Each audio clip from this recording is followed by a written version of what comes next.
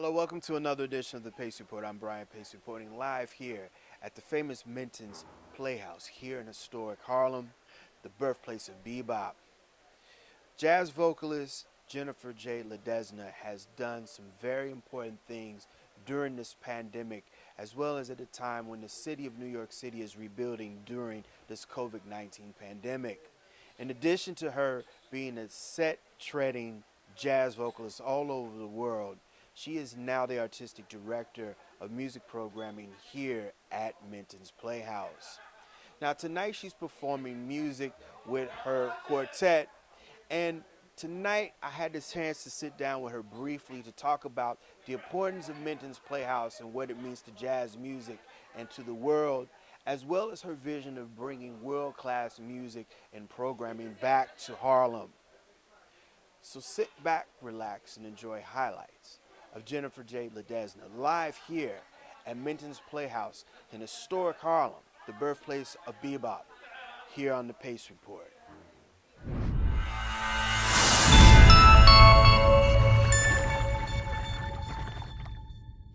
Quand il me prend dans ses bras, il me parle, tu vois, je vois la vie en rose.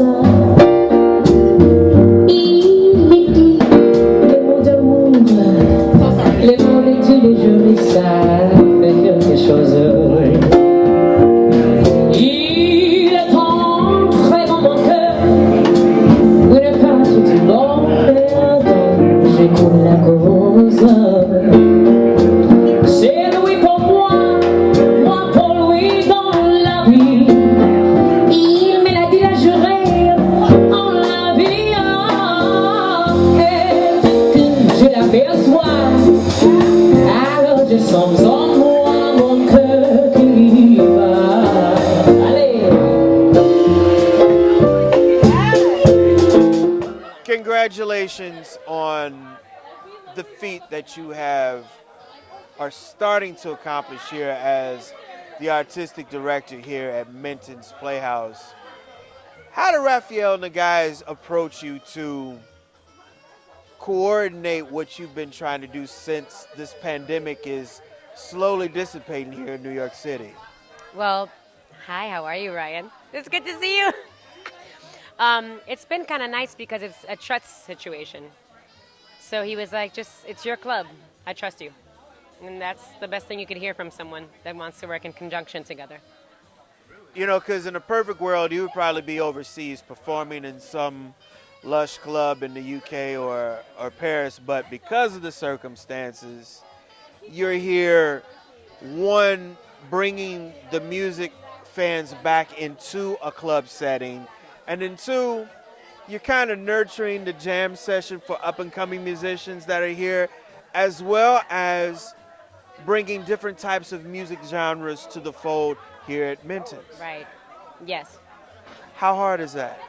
I don't think it's hard at all, actually. I think it's a blessing to be here because as a native New Yorker, we're always seeking to flee our terrain, in essence, a lot of times. And in that regard, one can take their terrain for granted sometimes. It's nice to be amongst friends and family and the sonic family and the fabric of what is the continuity of our community. I think it's a blessing for us to be interspersed multi-generationally in the same space, which is sacred, like this particular space. Because I have memories from beyond on a random Wednesday before they renovated all this, and it was like Lillias White, James Carter hanging with the Sugar Hill Quartet. You know, it's an honor to be able to bring our music back to the youth as well, and to present it the way it should be presented, which is this is pretty gosh darn hit. It's a bop, and it's ours. And I often had talked to Wynton Marsalis, and he talks about how it's not that the craft is dying, but the thirst for it just needs to be teetered a bit. Because it's misrepresented often because we are off in other lands representing our brand very well because it's our greatest art form, jazz music is. And I think that a lot of our up-and-coming, the next generation, thinks of it a lot of times as this music that never ends, that's noodling around, it's boring. And it's time to re-educate ourselves amongst each other, to be our own cheerleaders as well. Because it's not about competition amongst each other. It's erudition and it's embracing each other. And I think that's been lost in a lot of ways. Like, yes, it's a cutting session based upon getting better together. Iron sharpens iron, but it's not to put anyone down. Now, you have 2 nights where you do jam sessions, and now that the city's reopening, you're doing Wednesday and Tuesday nights. You have a Latin night. What are some of the criteria that you're looking for as far as booking moving forward now?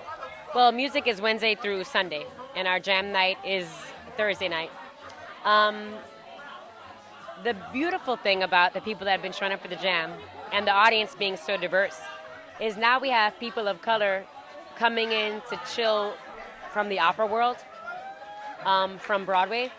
So it's a nice, safe space. I always think about, Billy Strayhorn and the Copacetic and how they have a place where they come together and the worlds unite. So it's not about genre, but about the energy and also seeing the mirror and the reflection of that particular thing. The artists that I like to hire, it's not based upon a label. I want people to feel free in this safe space in celebrating their identity with whatever they identify as, whatever feeling comes through music. Because for me, jazz is representative of colors, context, and like the ethereal nature of connecting to what is innately from the earth and the blessing from beyond and the resonance of that continuum. So that's what I try to look for. It's not so much about a label, but it's about an effervescent feeling. I can tell you a lot, but you've got to be true to your core.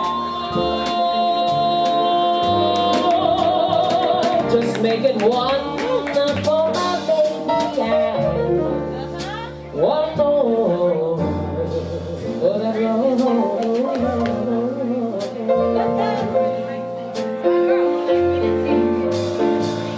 You never know it, but buddy, I'm a kind of poet, and I've got a lot of things I'd like to say. And when I'm gloomy, you simply gotta listen to me until it's talked away. That's how it goes. And Joe, I know you're getting anxious to close. So thanks for the cheer. I hope you didn't mind my bending your ear. But this torch that I've thrown has got to be drowned. Oh, it's soon might explode, might explode, might explode. Just make it one for my baby and one more for that road. Jean-Michel, give me some.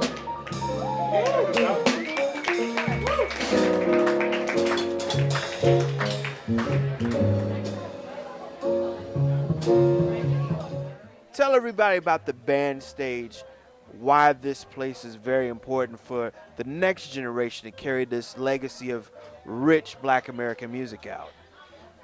This particular place, I'm grateful because the Historical Society has claimed it as a jewel. So it's preserved because it's sad that St. Nick's burned down and Lenox Lounge was sold. And it was part of the trifecta of that for what Harlem represented and represents. This is one of the remaining places, and that mural that's on the wall is still there. The letters are in the Smithsonian of the Mintons Playhouse. I think that it's important that people celebrate the sanctum of what the history of a place is, and the fact that it still is here in this particular edifice. When you walk through the door, it's about this connection to the ancestors and remembering how we arrived here through the music, through the culture, and through the battle of sustenance and survival.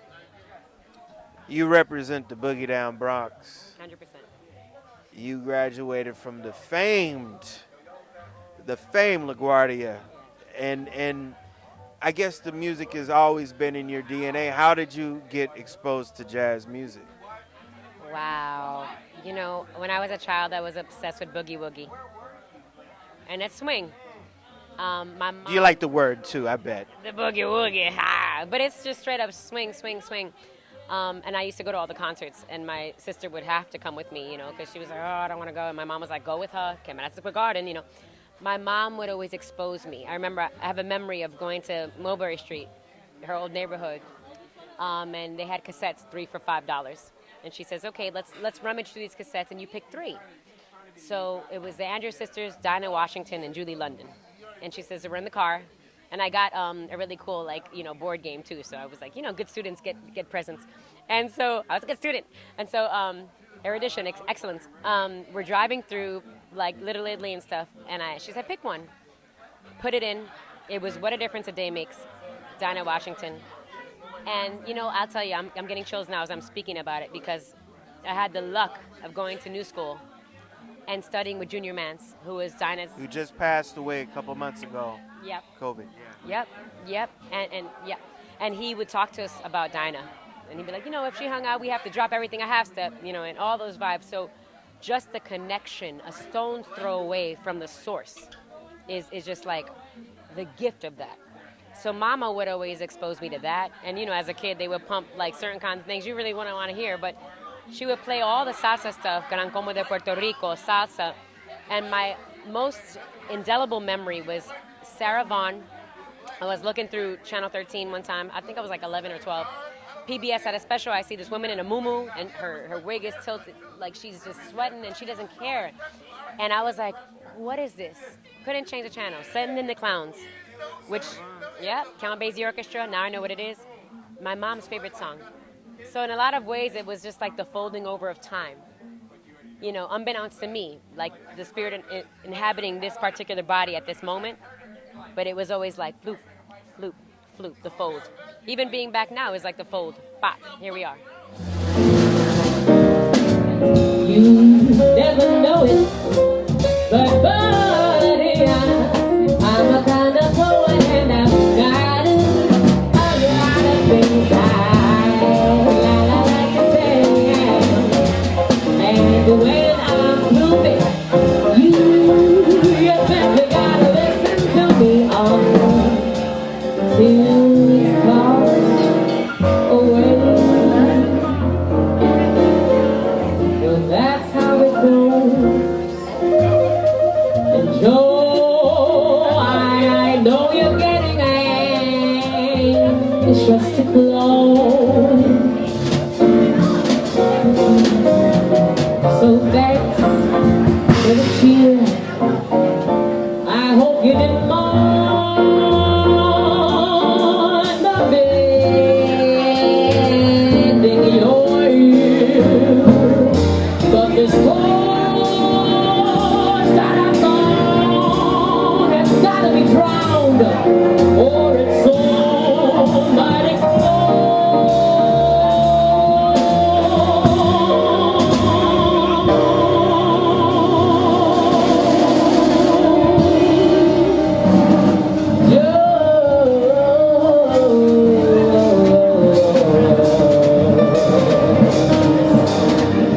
Just make it. Are y'all there? Y'all got your drinks? Just make it one for my baby.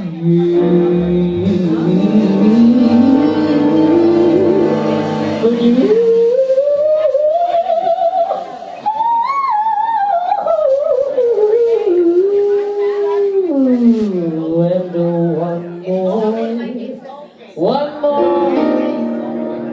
And one more. Has being back at home kind of humbled you? Because I mean, you're a trailblazer. You're all over the world.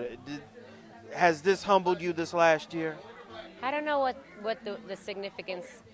I mean, the word humble is almost like in counterpoint to one's predisposition. I've always felt lucky to be alive.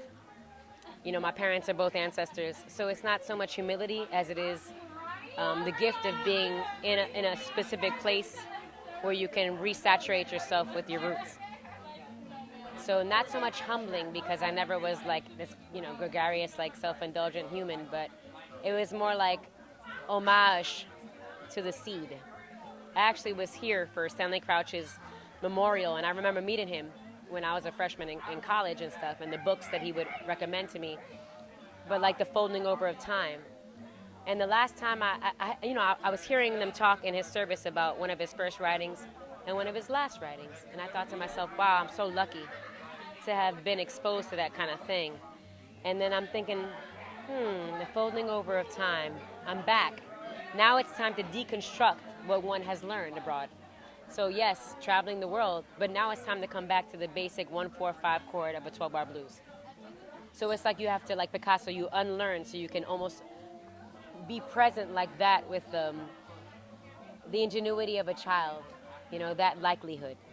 And that's kind of how it feels right now. It's almost like, what's the bare minimum you can do? What can you deconstruct to get back to the center of yourself? And that's what this feels like. One of the things that I really like what you have done is you have dedicated a night to Latin jazz, and Bobby Sanabria has played here many times. That's something that I think you should keep doing. Is you got some big ideas about how you're going to do that here at Mintons? Well, we did something with Porcinho a couple weeks ago in honor of Sergio Brandão, which we really miss. He passed away as well in Brazil. Great bassist. I try to incorporate in some way some residencies for the cats that are here. Like next month we have Babe Allende's group, and he plays with Ruben Blades and Mark Anthony. And I think people don't understand what jazz is about, but it's all our history, because it comes from Africa, and then it was made here, just like salsa, in the Caribbean and such. It's still the fusion of the same culture, just a matter where the boat was dropped off, and how it was interplayed with the European, nuances, and the Creoles and Congo Square and in New Orleans and stuff, and just we're in the Mississippi, we travel up north, and, so for me it's about celebration of different ways of how it kind of like, bless you, how it cross-pollinated in that regard. And I think it's important for people to see that too, and not forget, as Phil Shop would say, he would say, before Count Basie or Ellington would count off the tune, they'd think, how is it supposed to sit on the dancers? Where does it lay? Because it's a pop music, in its, inception.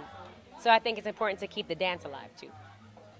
That'll do it again for another edition of the Pace Report, reporting live here at Minton's Playhouse here in Harlem, New York, the birthplace of Bebop.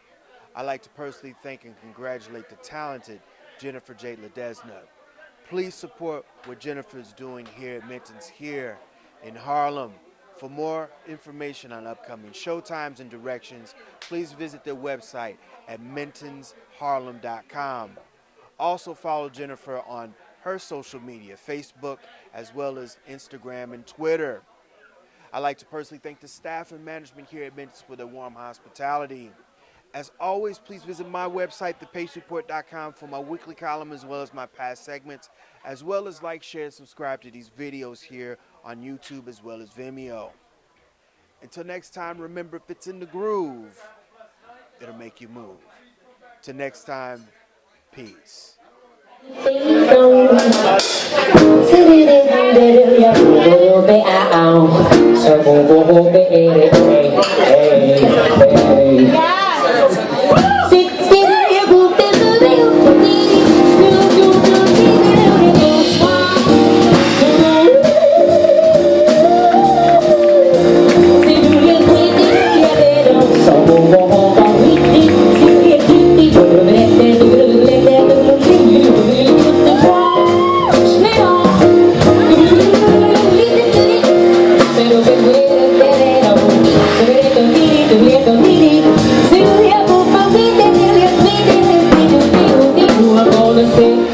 Down.